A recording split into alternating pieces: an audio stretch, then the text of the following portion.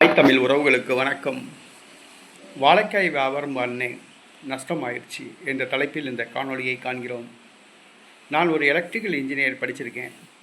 Electrical இன்ஜினியராக வேலை பார்த்தேன். மனைவி சுகம் இல்லாமல் போகிறாங்க. ஒரு 6 வருஷம் படிக்க இருந்தாங்க. அதனால் என்னுடைய வேலையை ராஜினாமா பண்ணிவிட்டு அவங்கள கவனிச்சிக்கிட்டேன். அவங்க குணமாகி வந்த பிறகு எலக்ட்ரிக்கல் வேலை கிடைக்கல. அதனால் வாழைக்காய் வியாபாரம் பண்ணேன்.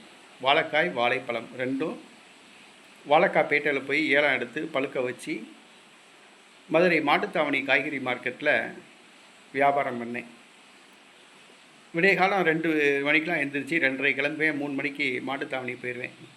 இல்லாட்டினா நைட்டு ஒரு 9 மணிக்கு போய் படுத்து தூங்கிடுவேன். விடிய காலம் 3 மணிக்கு எழுந்திரிச்சு வாழைக்காய் அடித்து வைப்பேன். ரொம்ப சீப்பான ரேட்டுக்கு வாழைக்காய் விற்போம். டெய்லி ஒரு 50 தார் விற்போம். ஒரு வாழைக்காய் தாருக்கு 30 ரூபா லாபம் கிடைச்சா 1500 கிடைக்கும். சரி, ஒரு 500 ரூபாயாவது கிடைக்கும்னு சொல்லி பார்த்தா எண்ணி பார்த்தோம்னா கடைசியில் 300 ரூபா கூட கிடைக்காது. ஏன் 300 ரூபா காசை எங்கே விட்டோம் அப்படின்னு சொல்லி கேட்டோம்னா, ஃபஸ்ட்டு காய் வாங்குவாங்கல்ல, 4-5 பேர் காய் வாங்கிட்டு இருப்பாங்க. அதில் ஒருத்தர் அப்படியே காசு கொடுக்காமல் போயிடுவாப்புல, நம்மளும் மறந்துடுவோம்.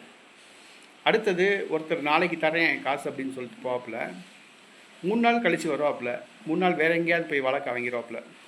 காசு கேட்டோம்னா நான் கொடுத்துட்டேங்க, கடை வாங்குகிற பழக்கமே எனக்கு கிடையாது அப்படின்னு அடித்து சொல்லுவாப்புல. சரி போ அப்படின்னு சொல்லி விட்டுருவோம். நம்ம இங்கிட்டு வாழைக்காய் வியாபாரம் பண்ணிகிட்டு இருப்போம். வாழைக்காய் காசு கொடுத்து வாழைக்காய் வாங்கிடுவார். வாங்கி பைக்கில் போட்டுட்டு திருப்பி வாழைக்காயை பிரட்டிட்டு இருப்பார். என்னன்னு கேட்டால், நீங்கள் கொடுத்த வாழைக்காயை நான் வச்சுட்டேன், வேறு வாழைக்காய் எடுத்துக்கிறேன்னு சொல்லி வேறு வாழைக்காய் சீப்பு எடுத்துகிட்டு போவார். கடைசியில் 2 சீப்பு எடுத்துகிட்டு போயிடுவார் வாழைக்காய். அடுத்து வாழைக்காய் வாங்கினவங்க பூரா என்ன பண்ணுறது, ஒரு நல்லா வாங்கிட்டு இருப்பாங்க. அடுத்து ஒரு 2000 3000 ரூபா கடை வச்ச பிறகு நம்ம சைடு கடை போட்டிருக்க முன்னாடி வரவே மாட்டாங்க. வேறு எங்கேயாவது போய் வாழைக்காய் வாங்கிட்டு போயிடுவாங்க. அவங்கள தேடி அலைய முடியாது. ஏன்னா வியாபார நேரம், நமக்கு வியாபாரம் கெட்டு போயிடும். விடிய காலம் 4 மணிலேருந்து 6:30 வரைக்கும் தான் வியாபாரம். 2.5 மணி நேரம் தான் வியாபாரம் இருக்கும். அடுத்து வாழைப்பழம் வியாபாரம் பண்ணுறது வச்சுருந்தோம். வாழைப்பழத்தை பூரா அந்த மாட்டுத்தாவணி காய்கறி மார்க்கெட்டில் கடை போட்டிருக்காங்க பார்த்தீங்களா, வர்றேன் போகிறேன் பூரா 4 மணிலேருந்து 7 மணி வரைக்கும் ஆளுக்கு ஒரு வாழைப்பழத்தை பிச்சு திண்டு போயிடுவான், பசிக்குது அப்படின்ட்டு. இதில் என்ன அவசியம்னா, செவ்வாழைப்பழம் ஒரு வாழைப்பழம் 10 ரூபா, அந்த பழத்தை பிச்சுட்டு போயிடுவான். வாழைப்பழம் வியாபாரம் பண்ணி அடி நஷ்டம். அடுத்து விற்காட்டினா அழுகி போயிடும் பழம். 10 மணிக்கு போல் ஒருத்தன் வருவான், ஜூஸ் கடைக்காரன். நம்ம 120 ரூபாய்க்கு ஒரு வாழைக்காய் தார் பழம் வாங்கியிருப்போம், வாழைத்தார். அவன் 50 ரூபாய்க்கு வாங்கிட்டு போவான். வச்சுருந்தோம்னா மறுநாள் நமக்கு அழுகி போயிடும். அடுத்து இந்த வாழைக்காயை பூரா 50 அந்த உதிரிக்காய் இருக்கும். இந்த லோடுமேன் காய்கறி இறக்குவாங்க பொம்பளை. இந்த பொம்பளையை பூரா நைட்டு வாழைக்காய் அடுக்கி வச்சுருப்போம். லோடுமேன் பூரா அந்த பொம்பளையை பூரா வாழைக்காய் சீப்பை உடச்சி எடுத்து திருடிட்டு போயிடுவாங்க. ஆமாம்.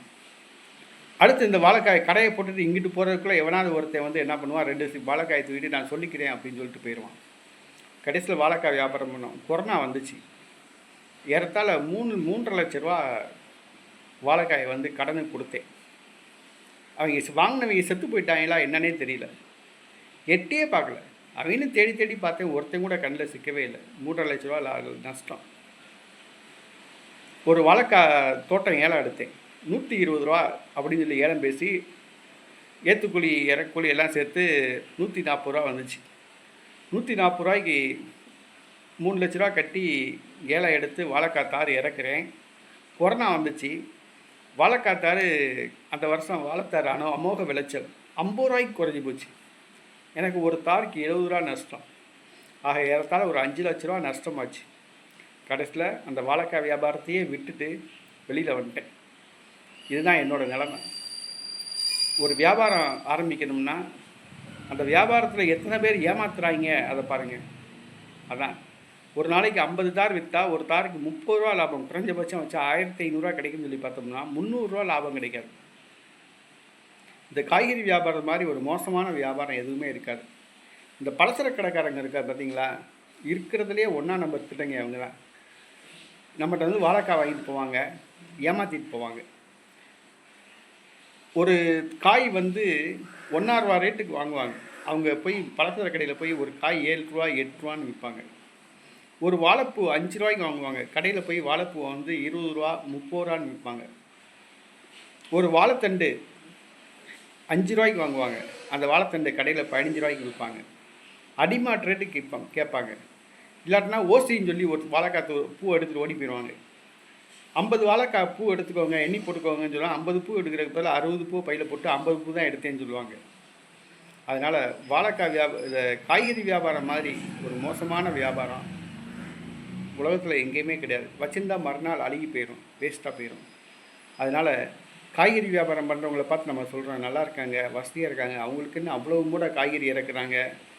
அதை விற்று நஷ்டப்பட்டவங்களுக்கு தான் அந்த கஷ்டம் தெரியும். எல்லாருக்குமே எல்லா தொழில்லையுமே நஷ்டம் லாபம் இருக்குது. ஆனால் இந்த காய்கறி வியாபாரம் மாதிரி ஒரு மோசமான வியாபாரம் யாருமே கிடையாது. காய்கறி வியாபாரம் பண்ணி எவனும் கோடீஸ்வரன் ஆனதே கிடையாது. கடனாளி ஆனதாக தான் வரலாறு.